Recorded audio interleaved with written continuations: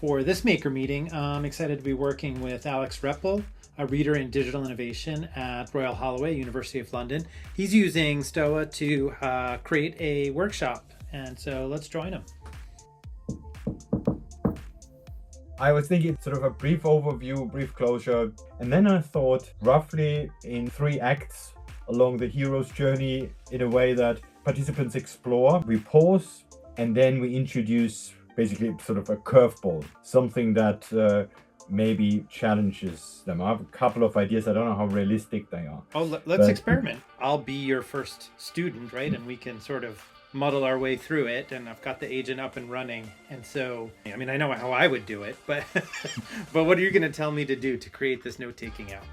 I would say create a note-taking app that's web-based and you can take away with you, because I would like them to test it first within Stoa, refine it, but then take it out of Stoa onto their desktop. There's one sentence that you could tell people, you must include this sentence in your prompt and you'll get a good first experience. And the sentence is, create a self-contained HTML file. I would like to avoid that sentence right at the start, because I'll get participants who have never heard of whiteboard or have never tried it. They would not know what that means. Yes. And they would not be able to replicate it if they go about it on their own. So perhaps give them something very sort of basic. Create a note-taking app. Okay, so type something and everyone just types something, whatever they feel could work. Yeah. Or we give them only 5 or 10 minutes, yeah, and then tell them, click on it and see what you've produced. Yeah. This is why you're the teacher. This is pedagogy. I understand exactly where you're coming from. If you spoon feed too much, then they don't learn it.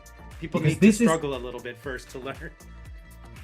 Not that every participant appreciates or likes that particularly, but we have already identified 2 key principles that absolutely resonate with me. Slightly more structure at the beginning, this spec-driven start, and also a bit of support along the way to make sure the output is guided so that you can actually test it, so that you're not stuck.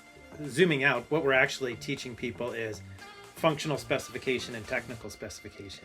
Are we making it clear what we want it to do? And are we making it clear how we want it built, right? But your point is a good one, right? So you would just tell people, hey, try out this agent, tell it to make you a note-taking app. Make me a note-taking application. And I'd hit enter. Let's see what happens. I'm pretty sure what's going to happen is it's going to go for 10 minutes. So I think that's the main problem that you're going to have with this approach. Okay. There you go. It did something. So it did make the right set of choices and trade-offs. Sort of surprised, but it did. Wow. It's a good try. What happens when you give it the same prompt? Oh, of course, yours knows about mine. And so it was smart enough to realize that there's already one built and it didn't rebuild it. Whenever you have a self-contained HTML file, there's this preview renderer here. Okay, that's already really good. So the purpose of exercise 1 is to introduce the environment and get started. If we think about somebody leaving this with like their takeaways, right? Like, what are their takeaways? The biggest takeaway is, oh, I can do this. Like, I didn't even know this existed. And like, now my mind is open. The second takeaway, the way good software gets built, the way any software gets built, is a loop, like over and over again. Create, observe, define, create.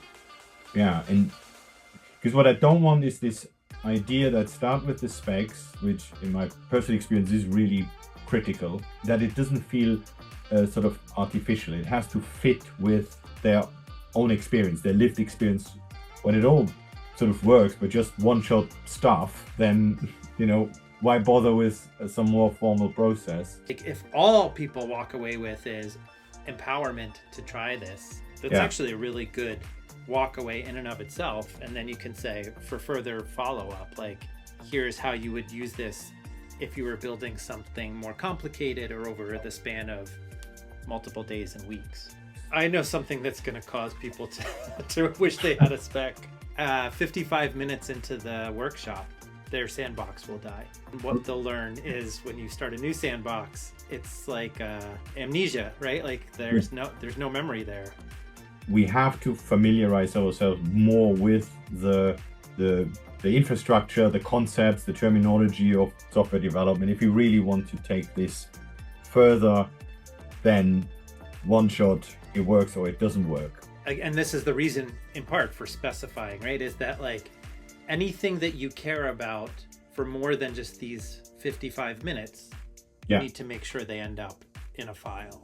Let's have it summarize. I think we've got so much content in here. I'm saying that based on everything we said in this transcript, especially what Alex said at the end of the transcript, we had a detailed outline for a 90-minute workshop and follow-ups. This part's the most fun because it does allow you to have more of a flowing conversation rather than a start-stop conversation. I'm glad we're doing this. This is, for me, the bits are falling sort of, into place.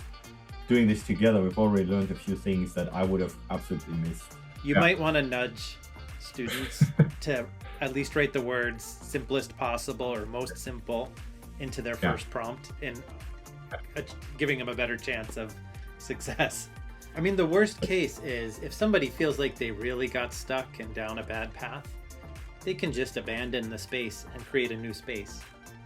One of the key principles of the framework is, permission to restart. Yes. Like really throw everything away and start again. But here it is, workshop outline. I'll probably be able to shorten the opening, so more show rather than tell around the environment. We will probably split up into two parts, just one short try and then reflect. So as we said, the curveball is then not a deliberate designed curveball, but it is a naturally occurring one in the context of the environment.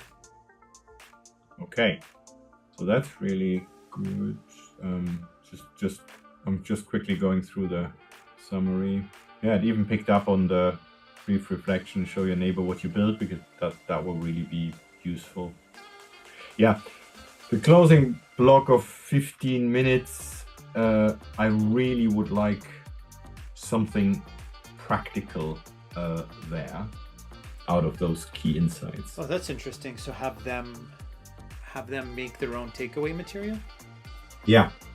What's the word? Something really quite exciting that wraps it up. And I'm feeling with the... Okay, so then I have a thought. So look at all the histories in the history directory and make a self-contained HTML slideshow of my journey in this workshop. Yeah. Oh, this is like a memento from a concert or something. Yeah. And it's really very pleased with itself. The agent Claude Sonnet made the right call. Thank you very much. It was surprised, yes. It just worked. This was great. Okay, at least we're further along than we were an hour ago. Great. No, this is brilliant. This is really, really great. Gave me so many ideas, and creating this artifact at the end is brilliant. This was a great session. Agent session expired. Yes.